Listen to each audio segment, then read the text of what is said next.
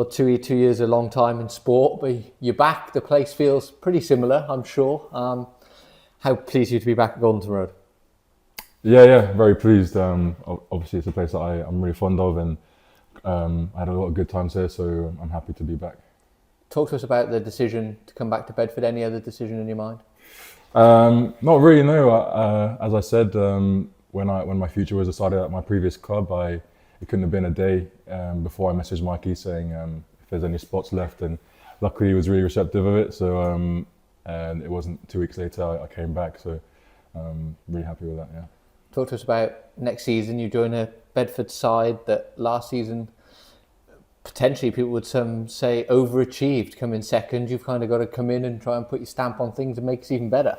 Yeah, they've done a lot in the last two years, and a lot of good players have been recruited. So it's up to me to try and bring what I bring to the team and integrate as fast as I can, so I can continue with success. Cade's signing announced yesterday. You obviously today. It's going to be a pretty stacked back row next season. That's also got a certain Fred Tuolangi in it. 2 Players Player of the Year winners and a former Bedford School student. It's kind of cool. It's kind of niche, but competition for places next season is the big thing. Yeah, and it's great because it hopefully that will push us to be the best as we can, be the best we can for the team. Competition only does good things for that, and hopefully we can continue the success that they've been building the last 2 years. It's kind of one of those things where there'll be different combinations. People will naturally assume that you'll probably wear 8 and Fred will go to 6, but it could be the other way around and all those kind of things. But 2 big powerhouse players for a Bedford side that backs normally like to chuck it around. We're finding different ways to win, and you and Fred could be quite something in the back row. Yeah, I'm excited to meet him. I've heard he's done a lot of good things, and obviously he got Players Player. So I've seen the clips as well. A lot of powerful players in the back row, and yeah, we see what happens.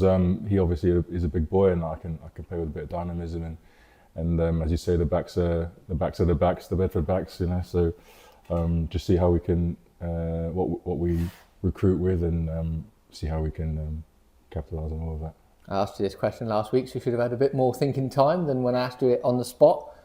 2 years have passed since you left Bedford. How have you become a better player? I guess the full-time environment has really taught me a lot about the professionalism of it. Looking after my body, off the field, especially. Obviously, it's been a few years now since I come back, and a lot more, a few more injuries have picked up. So it's definitely the environment I've been around has taught me a lot about the off-field stuff, as well as my quality on it as well. Take to us next season from a personal perspective. Are you setting too many targets? Obviously, the last season that you played at Goldington Road, you end with Players Player of the Year, scored a number of tries, big collisions, big tackle counts, all those kind of things. Are you looking at any personal statistics for next season?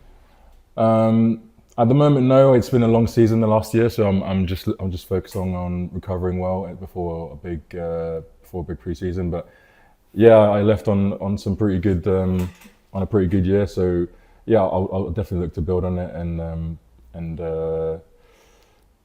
just see where I am within this team, because as you say, there's a lot of other players now who do a lot for the team. So wherever I can fit in and bring what I can, I'll be happy with that. Over in France, playoffs are kind of almost second nature. You've been involved with them during your time at Chambéry, but it is kind of a French thing in a sense, and causes some crazy results. You come to a Bedford side that now has playoffs, that now has the chance to do things in a post-season playoff. Talk to us about the players' mentality in a playoff system. How did you take it? It's kind of like finishing first, but you've got to go and prove yourself again, all those kind of things. Talk to us about the playoffs and the excitement of it coming into the championship. I'm really excited for it. Having just done a big playoff with Chambéry, it was super exciting. Just the buzz around. You got one shot to go into the next stage. The buzz it brings around the club, and especially for players, it's exciting because it's for players you never know how many of these you're going to get, so that you really relish it. And I'm excited to see what happens with it in the champ. We're sat here at Goldington Road. Talk to us about your memories here. You must be really excited to get 3,000 people behind you again. Yeah, super excited.